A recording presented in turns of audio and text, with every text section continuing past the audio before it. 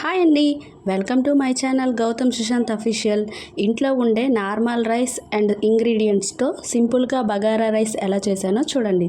దీనికి కావాల్సిన పదార్థాలు: ఉల్లిపాయలు, టమాటో, పచ్చిమిర్చి, బిర్యానీ దినుసులు, అల్లం వెల్లుల్లి పేస్ట్, బిర్యానీ మసాలా, పుదీనా, ఇంకా కొత్తిమీర. స్టవ్ వెలిగించుకొని స్టవ్ మీద ఒక పాత్ర పెట్టుకొని, గిన్నె ఏంటి అలా ఉందని మాత్రం అనకండి, వేడి నీళ్ళు మరగపెట్టి గిన్నె అలా తయారైంది.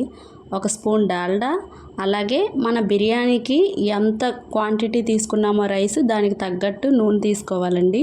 నేనైతే 3 గ్లాసుల బియ్యానికి 3 స్పూన్లు ఇంకా కొంచెం నూనె ఎక్స్ట్రాగా తీసుకున్నాను. అదేంటి డాల్డా బదులు నెయ్యి వేస్తారు కదా, మీరు డాల్డా వేస్తారని మాత్రం అనుకోకండి. నెయ్యి ఎందుకు వేయలేదో డాల్డా ఎందుకు వేసానో లాస్ట్లో మీరే చూద్దరు. కానీ ఇప్పుడు నూనె వేడెక్కిన తర్వాత 2 మీడియం సైజు ఉల్లిపాయలని సన్నగా నిలువుగా కోసుకొని ఆ వేడెక్కిన ఆయిల్లో వేసుకోవాలండి. వేసుకున్న తర్వాత అవి గోల్డెన్ బ్రౌన్ కలర్లో వచ్చినంత వరకు ఫ్రై చేసుకుంటూ ఉండాలి. అలా గోల్డెన్ బ్రౌన్ కలర్లో ఫ్రై చేసుకుంటే బగారా రైస్ అనేది ఎంతో టేస్టీగా చాలా బాగుంటుంది. అందుకని గోల్డెన్ బ్రౌన్ కలర్లో వచ్చినంత వరకు ఫ్రై చేసుకోండి.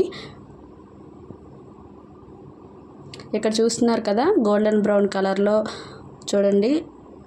అలా ఫ్రై చేసుకున్న తర్వాత అందులోకి 4 పచ్చిమిరపకాయలని కోసుకొని, అలాగే అందులో బిర్యానీ దినుసులు కూడా యాడ్ చేసుకొని మరొకసారి కలుపుకోవాలండి.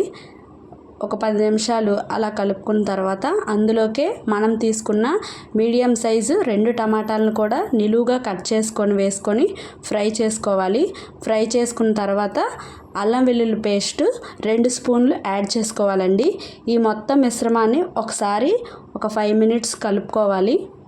ఇలా కలుపుకున్న వెంటనే కొంచెం అందులోకే పుదీనా అలాగే కొత్తిమీరను కూడా మనము యాడ్ చేసుకోవాలి. పుదీనా కొత్తిమీర యాడ్ చేసుకుంటే బగారా రైస్ కూడా చాలా టేస్టీగా ఉంటుంది. మనం బిర్యానీలోనే కాదండి, ఈ బగారా రైస్లో కూడా పుదీనా కొత్తిమీర యాడ్ చేసుకోవాలి. ఇలా యాడ్ చేసుకున్న మొత్తాన్ని ఒకసారి కలిపి ఆయిల్ పైకి తేలినంత వరకు మూత పెట్టుకోవాలి. తర్వాత ఇందులోకే బిర్యానీ మసాలా అండి, నేను ఇంట్లోనే చేసుకున్నాను. ఆ బిర్యానీ మసాలా అలాగే రుచికి సరిపడినంత సాల్ట్ కూడా వేసేసి మళ్ళీ కలుపుకోవాలండి. దీన్ని ఒక 10 నిమిషాల తర్వాత మనం ఏ గ్లాస్తో అయితే బియ్యం కొలుచుకున్నామో ఆ గ్లాస్తోనే 1 గ్లాస్ బియ్యానికి 2 గ్లాసుల వాటర్ యాడ్ చేసుకోవాలి.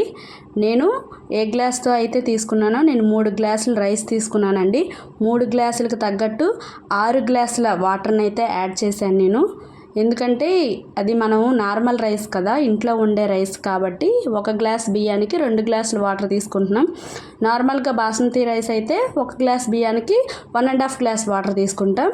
అలాగే వాటర్ వేడెక్కిన తర్వాత చూడండి మరుగుతుంది కదా, అప్పుడే మనం కడిగి పెట్టుకున్న అరగంట ముందే బియ్యం రైస్ కడిగి పెట్టుకోవాలండి. అరగంట ముందే కడిగి పెట్టుకున్న నానబెట్టిన రైస్ని ఆ వాటర్లోకి యాడ్ చేసుకోవాలి. ఆ మరుగుతున్న వాటర్లోకి బిర్యానీ మొత్తం టేస్ట్గా ఉంటుంది. అందులో యాడ్ చేసుకున్న తర్వాత ఒకసారి కలిపి మూత పెట్టుకోవాలి. ఉప్పు చూసుకొని మనం మూత పెట్టి ఉంచాలి. మూత పెట్టిన తర్వాత చూడండి బగారా రైస్ అనేది ఉడుకుతుంది చూడండి. వాటర్ అంతా బగారా రైస్కి అబ్జర్వ్ చేసుకున్న తర్వాత మళ్ళీ ఒకసారి కలిపి మళ్ళీ ఆ బగారా రైస్ మొత్తాన్ని మీడియం ఫ్లేమ్లో, ఇప్పటివరకు హై ఫ్లేమ్లో చేసామండి మనం, ఇప్పుడు మీడియం ఫ్లేమ్లో ఉంచుకోవాలి. లాస్ట్లో కొంచెం ఉడికింది అనే టైంకి, ఒక 90% ఉడికిపోయింది అనే టైంకి కొంచెం కొత్తిమీర లాస్ట్లో ఉంచుకొని దానిపైన గార్నిష్లా వేసుకోవాలి. ఇప్పుడు మనం కొంచెం నెయ్యి యాడ్ చేసుకుంటే బగారా రైస్ అనేది చాలా టేస్ట్గా ఉంటుందండి. ఫస్ట్ నెయ్యి వేసుకుంటే అడుగంటేసిద్ది బగారా రైస్ అనేది.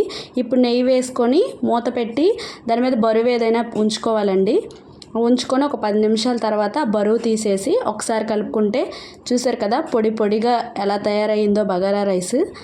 ఇలా సింపుల్గా ఉండే మన ఇంట్లో ఉండే నార్మల్ రైస్తోనే మనం చేసుకోవచ్చు. సండే ఇలా పిల్లలు ఎప్పుడైనా కావాలి అన్నప్పుడు మనం సింపుల్గా మన ఇంట్లో ఉండే వాటితోనే చేసుకోవచ్చండి. ఇందులోకి చికెన్ కర్రీ వేసుకొని వేడివేడిగా తింటే చాలా బాగుంటుందండి.